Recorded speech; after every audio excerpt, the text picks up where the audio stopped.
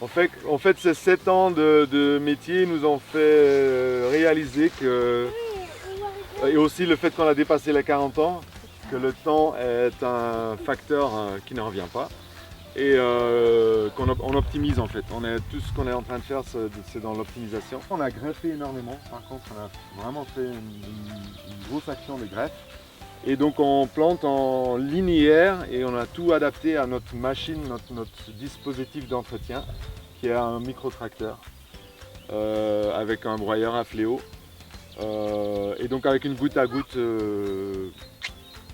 haut de gamme. On n'épargne plus sur tout ce qui est arrosage. Ligne d'approvisionnement en PE de 16 avec des robinets sur chaque piquet et après c'est goutte à goutte pour eux avec un bouchon à la fin. Donc là, peut-être que vous ne le verriez pas, mais là on est à presque 4000 pieds juste sur cette surface-là. On va venir à un entretien manuel de nouveau, donc on a fait 2 fois, on a rangé 2 fois les gourmands déjà. Donc ça c'est des jeunes friquiers qui avec arrosage peuvent être ou vendables au mois de novembre en pétillant ou l'année d'après. 2 grelinettes, ouais. En face, 2 en face, en fait. Et travailler et après secouer et mettre dans l'armoire. Et après je vais vous montrer la jauge à sable. Bon, en fait on organise tout à côté du point d'envoi pour optimiser.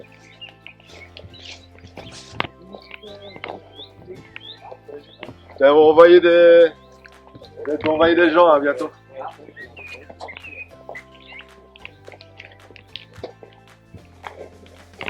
C'est beau.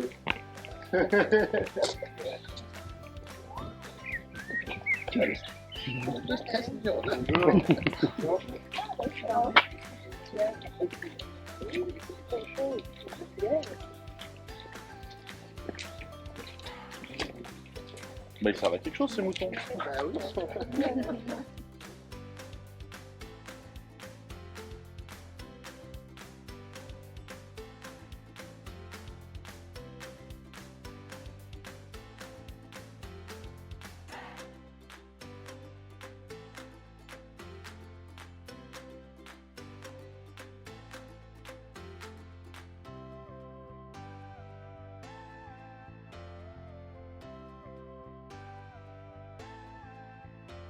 En fait, j'ai acheté des chaînages de maçons, je les ai mis verticalement, j'ai planté des arbres à côté, vous allez voir des décroissances d'arbres qui sont en symbiose absolue avec le métal et donc en fait des grimpantes aussi. Je reviens des grimpantes maintenant parce que ça impose beaucoup d'entretien, parce que là par exemple on a vigne chocolat, ça pousse à une vitesse parce que c'est arrosé chaque jour. Je reviens aussi de certaines espèces d'arbres à cause des feuilles, croissance, architecture, mais si vous avez des questions là-dessus. Donc ça c'est principalement, c'est 1400 m² de pépinière hors sol où on cultive aujourd'hui toutes les strates végétales. Aujourd'hui j'accompagne des porteuses et porteurs de projets de pépinière et nous on va diminuer notre gamme. Parce qu'on est revenu, là on revient de 1200 références à 300 et je crois qu'on va encore diminuer. Question qu'on dort un peu la nuit et d'optimiser l'organisation parce que c'est vraiment casse-tête 1200 références. Voilà, et donc qu'est-ce qu'on a? On a un arrosage à base de 2 sources, arrosage optimisé en hauteur, donc ça nous a pris 3 ans aussi à découvrir comment faire, à découvrir comment utiliser moins d'eau aussi. C'est à chaque fois une démarche de notre part. Donc c'est dans la composition du terreau, c'est dans la qualité des asperceurs et le fait de travailler avec le végétal, voile d'ombrage pour le moment, parce que dans le temps en fait cette voile d'ombrage on ne va plus la mettre, on aura un ombrage naturel. Et pour le reste, c'est juste des matériaux très bruts, c'est fait un peu à l'arrache, ça c'est la première qu'on a fait, c'est même pas bien aligné, c'est vraiment à l'arrache. Mais ça le fait depuis 7 ans, et voilà, on en est ravis. Et je vous amène à travers, on se voit au bout, à la jauge, je vais vous montrer notre nouveau système en Synthponix aquaponie sur sable de rivière. Et après, je clôture. Ce qu'on appelle une jauge. Une jauge, dans votre jardin, vous pouvez creuser une tranchée quand vous plantez des racines des arbres, des espèces ligneuses l'hiver, et vous n'avez pas le temps, vous mettez les racines dans la terre. en dormance, mais si on traite des quantités comme nous, faut optimiser. Donc qu'est-ce qu'on a fait? Au début on a fait à l'arrache aussi avec des planches. Aujourd'hui c'est dans un grand bac à sable, c'est une grande plage de sable de rivière où en fait on aligne comme ça toutes les espèces par type de fruits, par type de plante, par hauteur aussi. Parce qu'on envoie en fait ce bâtiment-là, vous allez le voir tout à l'heure, ça c'est le bâtiment où on envoie les plantes. On vend principalement en ligne, 98% de nos ventes sont en ligne, 2% est local, et donc on envoie en fait en colis, et on fait ça là-bas, donc on vient chercher ici, on emballe là-bas et ça part partout. Aujourd'hui, on a, en fait, tous nos investissements des 3 dernières années sont autour de l'eau. On a fait un financement participatif qui a aidé un peu. Et en fait, la dernière pépite, c'est un système en Synthphonics que j'ai testé pendant 2 ans. J'ai testé à Nau, à la ferme du Terreau, à Nau en Creuse, et dans la Champagne chez Pierre Arlot. Et en fait, on a testé des espèces qui sont hyper dures à bouturer, comme les rosacées, les myrtilles. Les vignes, c'est pas dur, mais je voulais savoir à quelle vitesse ça s'enracine. Des paupaux, des assiminiers, des éliagnacées, des argousiers, des chalefs. C'est vraiment des espèces qui sont pas évidentes. Normalement, on est sur des cycles de 8 à 12 semaines pour un enracinement. On avait des enracinements, des chevelures racinaires après 3-4 semaines. En aquaponie. Qu'est-ce que c'est l'aquaponie, le Synthphonics? C'est qu'en fait, dans la cuve bleue, vous avez des poissons. Leur déjection nourrissent, en fait, amende le végétal. Ça passe par un filtre qui a plein de vie bactériologique dans un puisard. Et du puisard, il y a une pompe qui repart vers les poissons et vers les bacs en sable de rivière, qui est encore un grand filtre.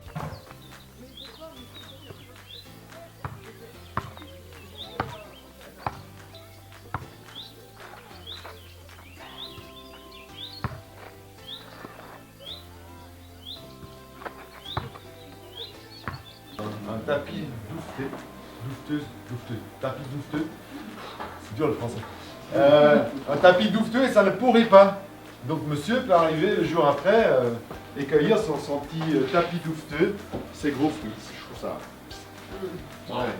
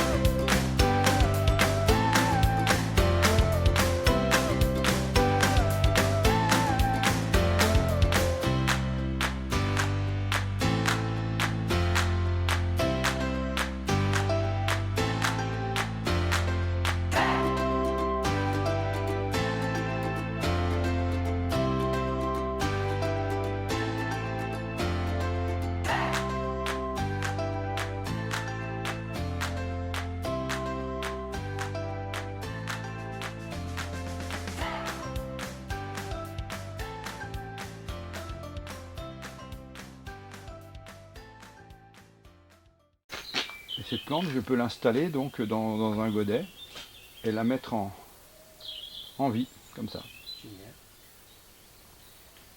Ça habite deux étages. Complètement. Oui. Complètement, puis c'est des conditions de travail assez sympas, avec en intégrant les températures, l'humidité, on a des conditions optimum pour la levée des plantes en fait. Et là on voit qu'il est temps de s'en occuper, sinon elle va trop filer. Donc elle commence à aller très très loin, donc maintenant elle a besoin d'aller dans un godet et de manger aussi. Super. Et là c'est les tests d'arbres justement.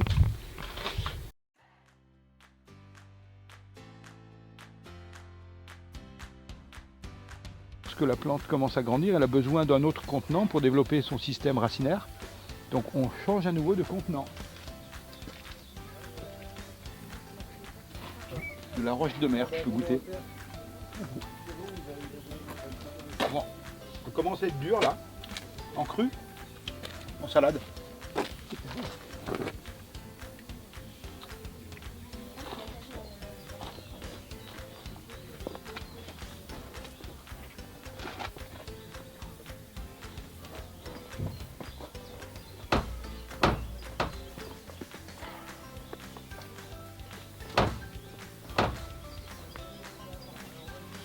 Un sarrasin vivace et là de la coriandre vivace.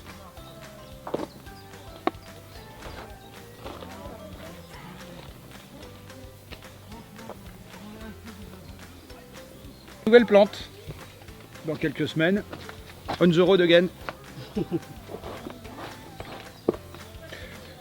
Tu connais celle-ci? La coriandre vivace Utuyuna. Je pense que j'en ai mon petite mare. Oui, c'est celle-là. Ouais, ouais. Alors, et c'est assez curieux, elle est vendue en tant que plante décorative pour les mares, mais c'est une plante comestible. C'est un aromate. Après, elle est très particulière, donc il faut vraiment aimer ce goût de coriandre assez puissant. N'hésite pas à goûter. Ah, ouais, oui, vas-y, elle sort de la serre, là, elle est saine, mais c'est très puissant. Alors là, tu peux la goûter. Alors, les traits clairs sont très agréables. Tu peux manger en salade, ouais, cru. Ouais. Alors que les plus grosses seront un peu plus dures, donc plutôt à cuire. Un peu comme les épinards, non? Ouais. Oui. Tu peux utiliser comme l'épinard. Ouais. Comme l'épinard, cru ou cuit. Il y a une vivace également qui fait 1,50 m et qui est vraiment très très...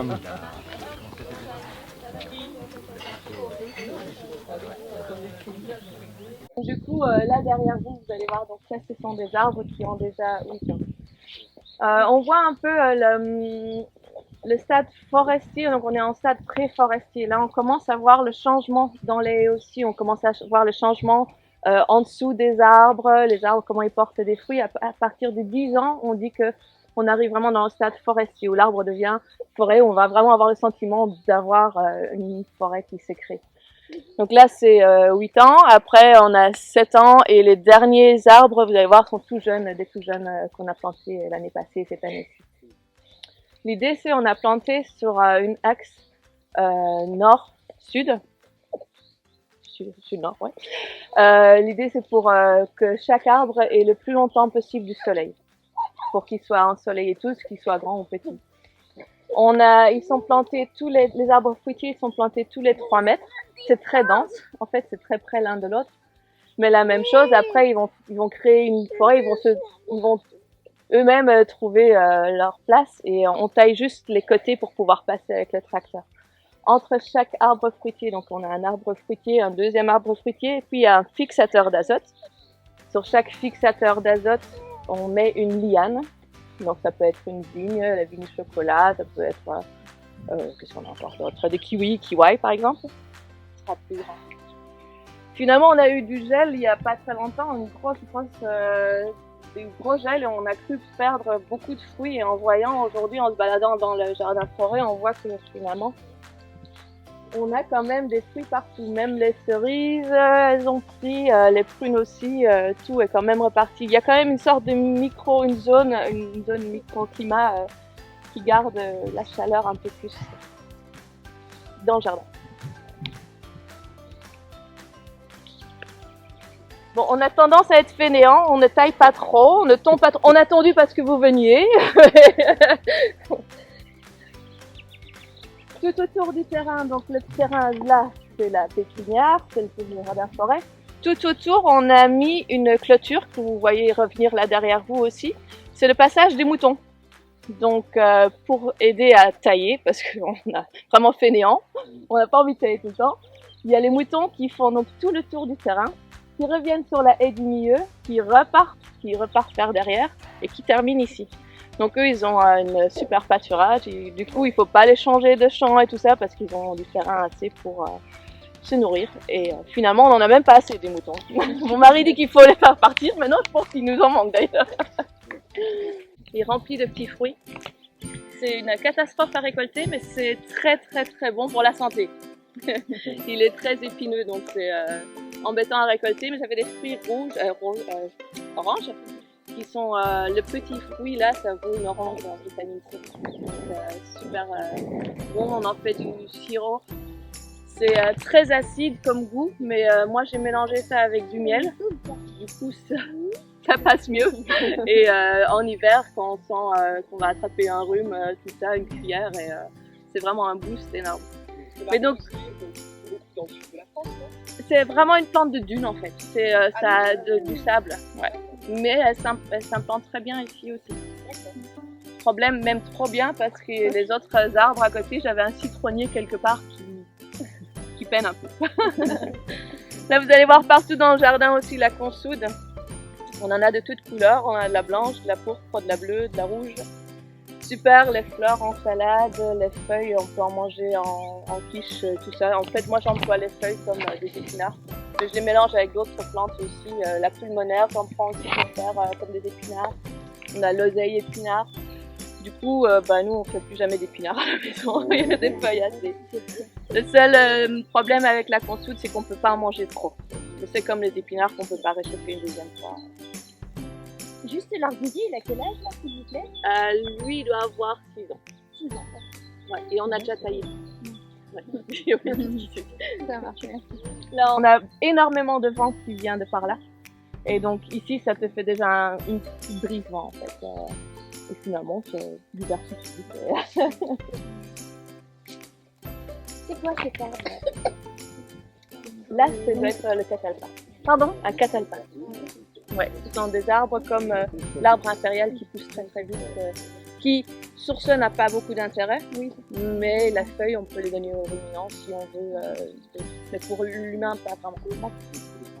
Oui, tout à fait, tout à fait. Ici on a un amandier. D'ailleurs, on en a 3 sur le terrain et on a eu quand même une année depuis qu'on est ici où on a eu des fruits, des amandes. C'est en fait un mix, c'est un amandier mixé avec un pêcher. Donc les fruits ressemblent un peu à des pêches, pas bonnes, on ne mange pas, mais la noix à l'intérieur, quand on craque cette noix, il y a une amande qui avait un goût de frangipane, c'était hallucinant. Wow. Vraiment très très bon. Donc on en a eu quand même. Avec à côté exceptionnel, c'est l'assiminé. Le pao-pao ou assiminier. Ici, on n'a pas encore eu de fruits. L'année passée, on a eu 3 fleurs. On était trop contents d'avoir des fleurs. Mais c'est très compliqué à polliniser. Il faut en fait, c'est les mouches qui pollinisent et il faut les attirer pour qu'elles fassent le travail. Mais on n'a pas encore réussi. On a déjà eu des fruits parce qu'il y a un conservatoire de ces fruits-là près de Montluçon. Donc là, on a goûté les fruits, on a récolté les graines aussi. C'est très très bon. Mais pas évident à avoir chez soi, il faut être très patient. Ouais. Si une plante un peu exotique, exceptionnelle, qu'on dit mais qu'est-ce que ça fait dans un jardin en Creuse? C'est le lin de Nouvelle-Zélande. Donc une tige comme ça, on peut en faire plusieurs fils. Et après ces fils, on les utilise pour attacher les arbres au fil. Donc c'est super fort. C'est du lin de Nouvelle-Zélande. Du formium, on appelle ça. D'accord. Ça, c'est une de mes fleurs préférées, le lys d'un jour, hémérocale. Délicieuse à manger comme fleur. Moi, je trouve que c'est celle qui a le plus d'intérêt. Elle a vraiment un petit goût sucré. Tu mets en salade juste quelques fleurs ou Je les farcis aussi avec du fromage frais par exemple en apéro, c'est super. Donc ici on a quelques amélanchés, ceux-là on va les retrouver sur tout le terrain, on en a mis un peu partout parce que c'est vraiment très très bon. Une fois que les baies sont mûres, c'est super séché mais en confiture, très très bon.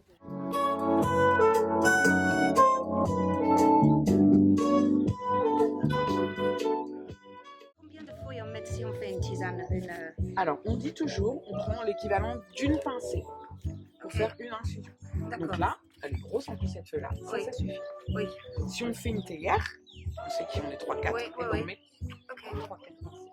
D'accord. Participer à sa propre guérison, en fait, ça aide énormément. Ah, donc tu conseilles que chacun dans la famille a sa propre... C'est ça. Etc. Et même les enfants, parce qu'en réalité, les enfants, eux, ils vont pas vouloir prendre une grosse comme ça.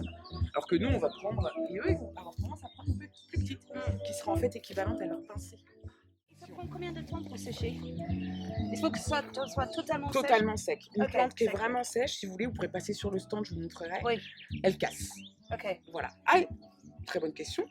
Parce que du coup, si vous achetez des plantes en vrac de petits producteurs, vous verrez, les plantes sont toujours entières.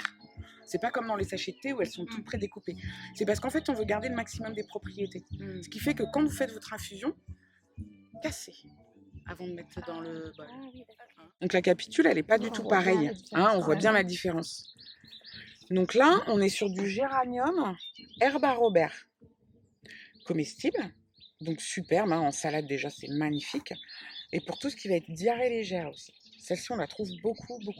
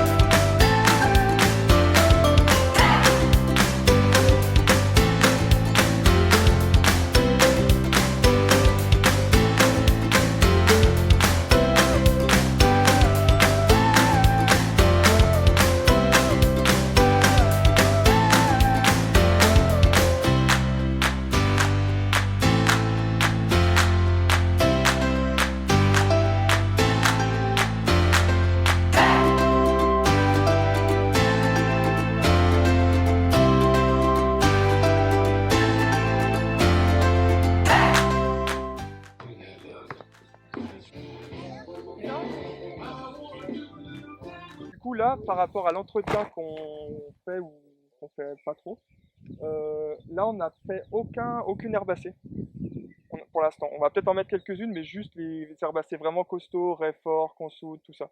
Parce qu'on sait que ce sera un entretien minutieux pour maintenir les autres et qu'on le fera pas. Donc